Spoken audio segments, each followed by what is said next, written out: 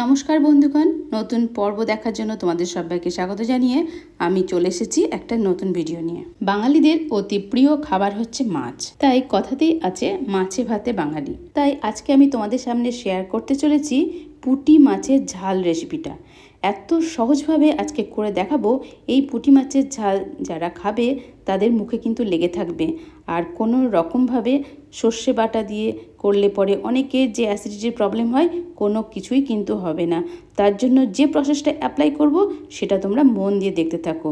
তো আমাদের বাড়িতে ছোট ছোট মাছ অনেকগুলোই আনা হয়েছিল, তার মধ্যে দেখতেই পাচ্ছ অনেক রকমের মাছ আছে। অ্যাকচুয়ালি তোমরা এইসব মাছগুলো চেনো কিনা আমি জানি না, জানলে অবশ্যই কমেন্টে লিখে জানিও। তো আমি একটা একটা করে মাছের রেসিপি তোমাদের সামনে শেয়ার করছি, তাই আজকে আমি পুঁটি মাছের রেসিপিটাও শেয়ার করছি। তো পুঁটি মাছগুলোকে খুব ভালো করে ধুয়ে পরিষ্কার করে নিয়েছি। এবারে এটাকে নুন হলুদ মাখিয়ে রাখবো। তবে মাছের গন্ধটা যারা পছন্দ করো না তারা অবশ্যই মাছগুলোকে ধুয়ে ফেলার পর পাতি লেবু রস মাখিয়ে কিছুক্ষণ রেখে দেবে। 10 মিনিট রেখে দেওয়ার পর এগুলো মাছগুলো আবার পুনরায় ধুয়ে ফেলবে।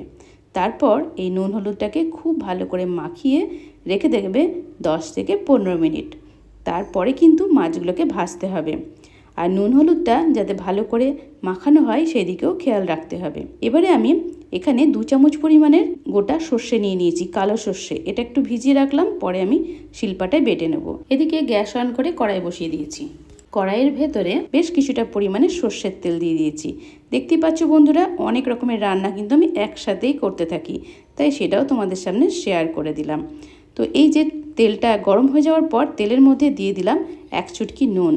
হ্যাঁ বন্ধুরা, এটা একটা দারুণ টিপস। এই নুনটা দিলে পরে যখন মাছগুলো ছাড়া হয় দেখবে ফটফট করে ছুটে ছুটে যায়, গায়ে কিন্তু ছুটেও আসবে না। এইভাবে তোমরা করে দেখবে, ছুটে আসবে না, এটা একটা কথা। আর একটা হচ্ছে যে মাছগুলো কিন্তু কড়াইতে লেগেও যাবে না। এক সাইড হয়ে যাওয়ার পর যখন উল্টানো হবে তখন কড়াইতে কিন্তু লেগেও থাকবে না, মাছগুলো খুব সুন্দরভাবে উল্টে নেওয়া যায়। হ্যাঁ বন্ধুরা, ছোট মাছ ভাজার আর একটা টিপসও কিন্তু রয়েছে। সেটা হচ্ছে যখন তেলটা গরম করবে একদম হাই ফ্লেমেতে গরম করবে না, কারণ যদি হাই ফ্লেমেতে গরম করা হয় তারপর যদি মাছটা ছাড়া হয় সেক্ষেত্রে কিন্তু কড়াইতে কামড়ে লেগে যেতে পারে, আর মাছটার উপরটা লাল হয়ে যাবে, পুড়ে যাবে, আর মাছটাও কিন্তু ভাজা হবে না ঠিকঠাক মতন। তাই লো ফ্লেম টু মিডিয়াম করে করে এই ছোটো ছোটো মাছগুলোকে ভেজে নিলে দেখবে সেই মাছগুলো খেতেও যেমন টেস্টি হয়, আর সেই মাছগুলো যখন যে রেসিপি বানাও না কেন সমস্ত রেসিপিতেই কিন্তু দুর্দান্ত লাগে। দেখতেই পাচ্ছ বন্ধুরা, 2 পিঠ উল্টে দিয়ে এই মাছগুলো আমার ভেজে নেওয়া একদম কমপ্লিট হয়ে গেল। এখন আমি প্লেটে তুলে রাখলাম। এইভাবেই নেক্সট ব্যাচেও কিন্তু আমি আবারও মাছগুলো ভেজে নেব। দেখতেই পাচ্ছ এখানে টোটাল মাছগুলো ভেজে নেওয়া আমার একদম কমপ্লিট হয়ে গেছে। এবার অল্প সামান্য একটু তেল আমি নিয়েছি, বাকি তেলটা তুলে রেখেছি। তার ভেতরে দিয়ে দিলাম কালো জিরে ফোড়ন 1/2 চামচ পরিমাণের, আর ছোটো ছোটো করে 2-3খানা কাঁচা লঙ্কাকে কুচিয়ে রেখেছিলাম সেটাকেও দিয়ে দিলাম এই সময়।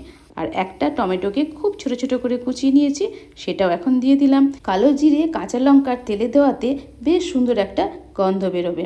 তারপরে এই টমেটো কাঁচা লঙ্কা সব কিছুকে হালকা একটু কষে নিতে হবে, টমেটোগুলো নরম হওয়া পর্যন্ত। এবারে আমি সর্ষেটা বেটে রেখেছি, সর্ষেটাকে কিন্তু ছেঁকে দেব।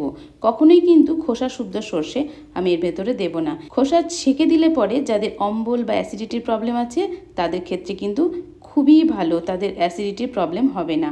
এইভাবে ছেঁকে খেলে গলা জ্বালা যাদের করে তাদের গলা জ্বালাও করবে না, আর এই যে ঝোলটা হবে সেটাও কিন্তু বেশ ঘন হবে, আর খেতেও দুর্দান্ত ভীষণ টেস্টি হয়।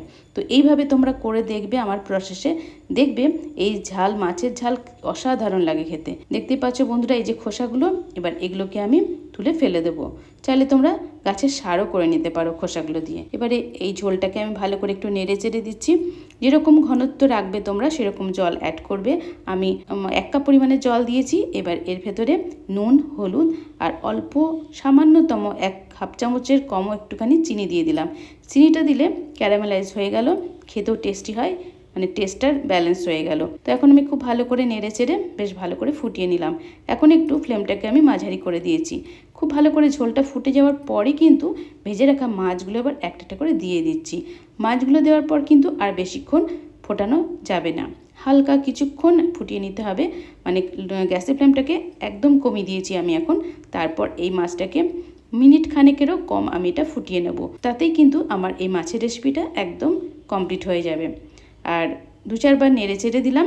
এবারে দেখতে পাচ্ছ বেশ ভালো করে ফুটেও গেছে। এখন আমি আর এটা রান্না করব না, আমার এই মাছের ঝালটা রান্না করা একদম কমপ্লিট হয়ে গেছে।